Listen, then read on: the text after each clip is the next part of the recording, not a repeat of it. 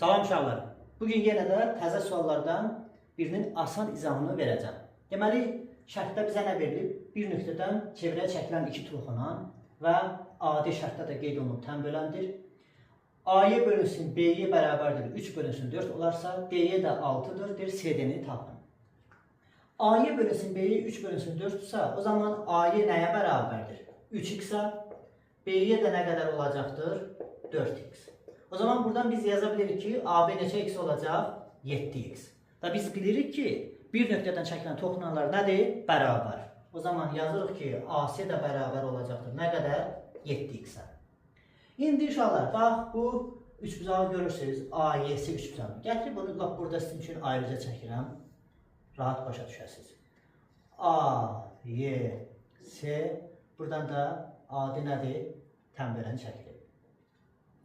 Verilənləri şəkil üzərində qeyd edirəm. A-ya nə qədərdir? 3x. B-yə nə qədərdir? Burada mənə o lazımdır. A-si nə qədərdir? 7x. D-yə nə qədərdir? 6. Bizdən də soruşur nəyi? CD-ni. A-da tənbələn olduğuna görə biz tənbələnin xas hissəsini yaza bilərik. O zaman A-ya bölünsün AC bərabərdir nəyə?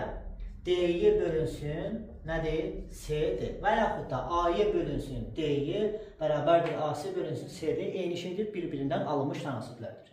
Verilənləri yazsaq, A-ya nədir? 3x. AC nə qədərdir? 7x. D-yə nə qədərdir?